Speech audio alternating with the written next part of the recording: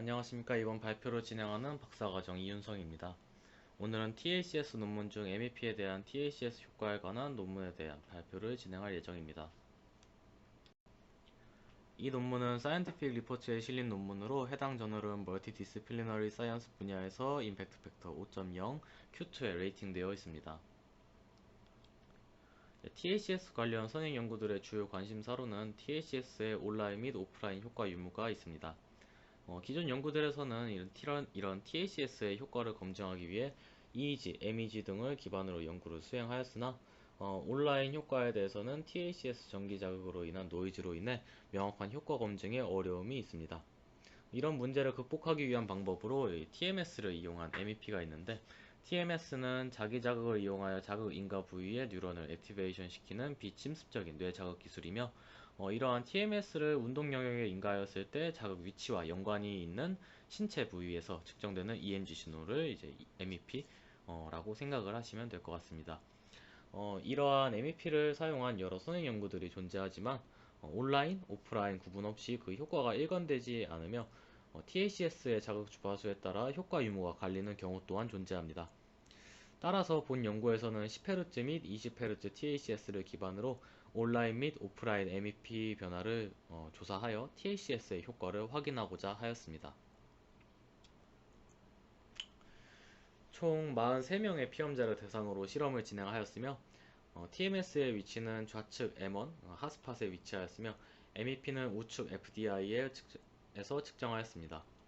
여기서 핫스팟이란 이 오른쪽 위에 있는 그림과 같이 특정 근육의 움직임을 관장하는 뇌 영역 바로 위의 위치를 의미하며, TACS는 좌측 FDI에 대한 핫스팟과 좌측 어깨 위에 각각 양극 및 음극 전극을 부착하여 인가하였습니다.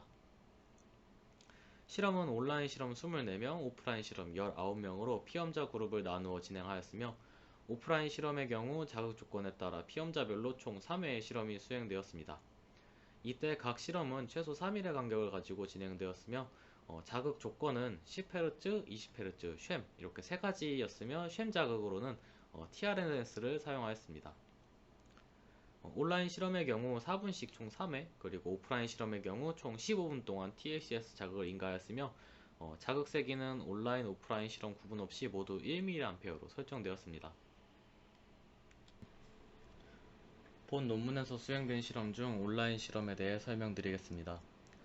온라인 실험에서는 TACS 인가와 동시에 이 MEP를 측정하는 온라인 블럭이 아래 그림과 같이 각 4분 동안 3회 수행되었으며, 각 블럭마다 다른 조건의 TACS가 인가되었습니다. 인가되는 TACS의 순서는 무작위였으며, 이 온라인 블럭 전후로 5분 동안의 휴식 시간이 제공되었습니다. 베이스라인의 설정과 이제 온라인 조건에서의 TACS 애프터 이펙트 효과를 확인하기 위해 실험 처음과 마지막에 TACS 없이 별도로 MEP를 측정하였습니다. TMS는 TACS 인가를 위한 스펀지 전극을 핫스팟 위치에 부착한 이후 TACS 전극 위에 이제 TMS 코일을 배치하여 인가하였으며, 온라인 실험의 모든 MEP는 TACS 전극을 부착한 상태로 측정되었습니다.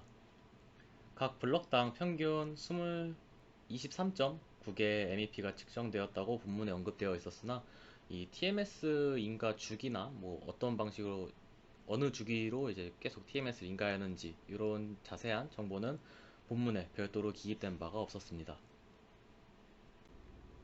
오프라인 실험에 대해 설명을 이제 드리도록 하겠습니다.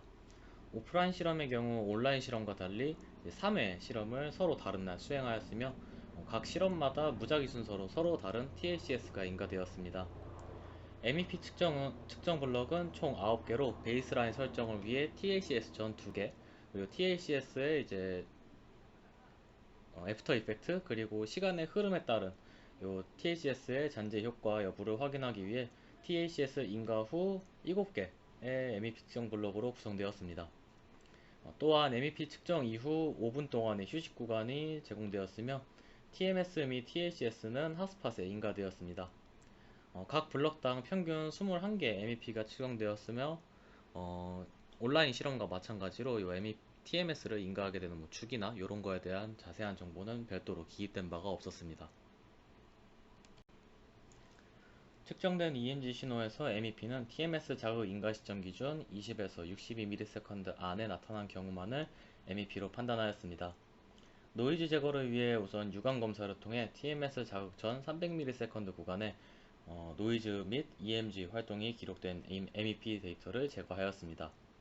이후 측정된 MEP의 피크 앰플리튜드가 플러스 마이너스 50 마이크로볼트 이하의 값을 가지는 경우, 그리고 베이스라인 조건 대비 레이턴시가 2ms를 초과하는 경우, 그리고 MEP 피크의 진폭이 20에서 62ms 이후 나타나는 노이즈의 진폭보다 낮은 경우 해당 MEP는 분석에서 제외하였습니다. 이 결과는 온라인 실험에서의 각 피험자별 TACS 조건에 따른 평균 MEP의 진폭을 나타내며, 가장 왼쪽에 있는 이 베이스라인 조건 같은 경우 자극 실험 제일 처음 그리고 가장 마지막에 측정된 프리와 포스트 시점에서 찍힌 MEP를 평균하여 나타낸 이 베이스라인 조건에 대한 MEP 진폭입니다. 그려진 선의 색상은 10Hz와 쉔 조건에서의 MEP 진폭의 평균 대비 20Hz에서의 MEP 진폭 사이의 비율을 나타내며, 색이 주황색에 가까울수록 20Hz에서 MEP 진폭이 증가함을 뜻합니다. 이 결과의 통계적 유의성에 대한 표시는 없으나 20Hz TACS 조건에서 10Hz 및 쉔 조건 대비 유의미한 MEP 진폭의 증가를 확인할 수 있었으며, 이는 TACS의 온라인 효과 유무가 주파수에 큰 영향을 받는다는 것을 의미합니다. 추가적으로 이 온라인 실험에서 실험의 시작과 끝에 MEP를 별도로 측정해서 이 온라인 TACS에 대한 효과를 좀 확인을 하고자 하였으나, 요 자극 전 그리고 가장 마지막에 찍은 자극 후 MEP 진폭 사이에 통계적으로 유의미한 차이는 없었다고 본문에 나와 있었습니다. 왼쪽의 그림은 온라인 및 오프라인 실험에서의 자극 조건에 따른 기준 조건 대비 자극 조건에 따른 베이스라인 대비 MEP 변화율을 나타내며, 온라인 실험에서 베이스라인은 앞서 말씀드린 바와 같고, 이제 오프라인 실험에서의 베이스라인의 경우 자극 인가 전에 두 개의 MEP 측정 구간이 있다고 저 메서드 파트에서 말씀을 드렸는데, 그 두 자극 전 측정된 MEP 측정 구간의 평균을 이제 오프라인 실험에서의 베이스라인으로 정의가 되어 있습니다.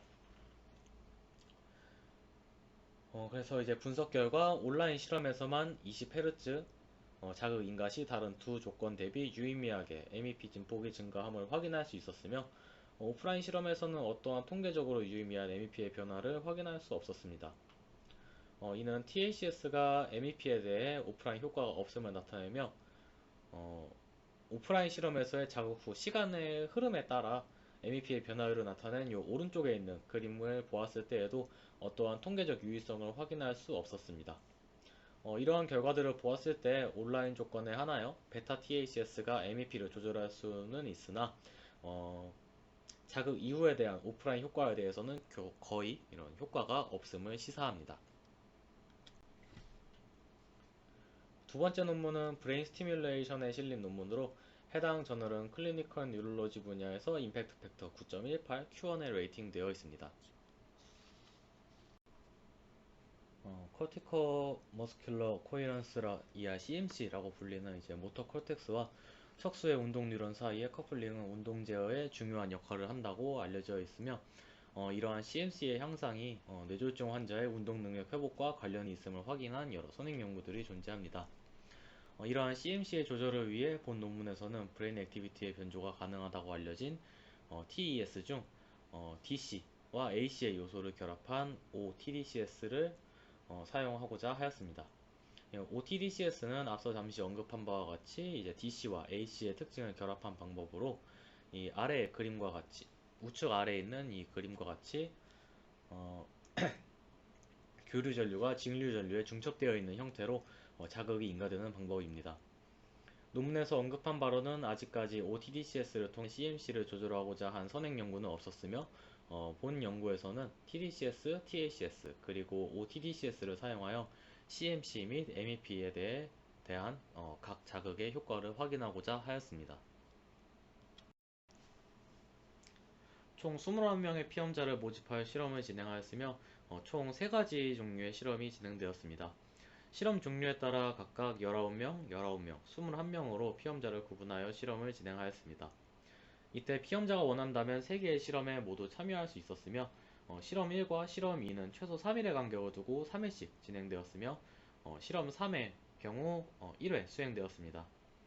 실험 1과 실험 2의 자극 조건은 각각 TDCS, TACS, OTDCS였으며 주파수적 특성을 가지고 있는 TACS와 OTDCS의 경우 베타 대역의 주파수 파워 증가가 뇌졸중 후 운동 능력 회복과 연관이 있다고 확인을 한 여러 선행 연구들을 기반으로 자극 전 측정된 EEG 데이터를 기반으로 설정한 인디비주얼 베타 프리퀀시를 자극 주파수로 사용하였습니다. 실험 3의 경우 고정된 자극 주파수를 사용하는 OTDCS의 CMC 조절 성능을 확인하고자 20Hz의 OTDCS만을 사용하였으며 모든 자극의 앰플리튜드는 TDCS, TACS, OTDCS 각각 2mA, 마이너스 1에서 1mA, 그리고 0에서 2mA의 피크 투 피크 진폭을 가지고 적용이 되었습니다. 자극은 총 10분 동안 지속되었으며 자극 인가 위치는 양극과 음극 정극을 각각 운동 피질의 다리 영역 위와 오른쪽 이마에 부착하였습니다. MEP 유도를 위한 TMS는 왼쪽 운동 영역에서 우측 TA 근육을 담당하는 핫스팟에 적용하였습니다. 본 논문에서 진행된 세 종류의 실험에 대해 설명을 드리도록 하겠습니다. 실험 1은 자극에 따른 CMC의 변화를 확인하기 위해 자극 조건에 따라 서로 다른 날 총 3회 수행되었으며 EEG 및 EMG 신호를 베이스라인, 프리-TES, TS 직후 10분 후, 20분 후에 피험자가 일정한 힘으로 우측 발목을 2분 동안 이렇게 몸쪽으로 당기고 있는 상태에서 측정하였습니다. EEG 정극은 정수리 영역 인근에서의 EEG와 발목 근육 사이의 EMG 사이에 이제 CMC가 이제 생성된다고 이제 확인을 한 기존 연구를 기반으로 CZ와 CZ에서 요 이마 쪽 전방으로 5cm 이동시킨 위치에 각각 정극을 부착하였으며 EMG 정극은 이제 우측 TA 머슬 위에 부착하였습니다. 이때 EEG와 EMG는 별도의 TMS에 인가가 없는 상태에서 측정되었습니다. 실험 2에서는 자극에 따른 MEP의 변화를 확인하기 위해 자극 조건에 따라 서로 다른 날 총 3회 수행되었으며 실험의 순서는 실험 1과 동일하였습니다. 이때 MEP는 우측 TA 머슬의 핫스팟에 인가된 TMS에 의해 유도되었으며 각 측정 시점마다 15개씩의 MEP를 측정하였습니다. EEG 신호는 측정되지 않았으며 이때 TMS는 피험자가 발목을 이제 몸쪽으로 일정한 세기로 당기고 있는 상태에서 인가되었으며 각 MEP 측정 시점이 종료된 이후 2분 동안의 휴식 시간이 제공되었습니다.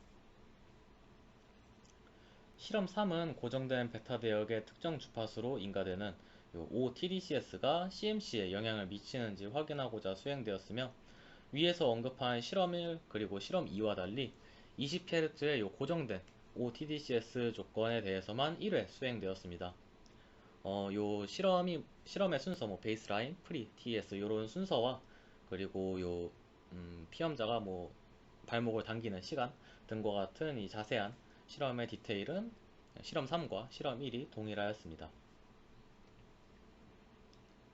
실험 1과 3에서 이제 변화를 확인하고자 하였던 CMC의 경우 15에서 35Hz 대역에 대해 EMG와 EEG 사이의 코이런스를 계산하였으며 모든 CMC와 MEP는 베이스라인에 대해 노멀라이즈하여 자극에 따른 변화를 확인하였습니다. 또한 실험 3에 하나여 개별 베타 피크 주파수와 자극 주파수인 20Hz 사이의 차이와 CMC의 변화 사이의 상관관계를 확인하고자 피험자별 베타 피크 차이 및 CMC의 변화 사이의 상관관계를 확인하였습니다. 왼쪽의 결과는 자극 조건에 따른 CMC의 변화를 확인하고자 하였던 실험 1의 결과를 나타내며 베이스라인 데이터로 노멀라이즈된 자극 기준 전, 후의 CMC 결과를 나타냅니다.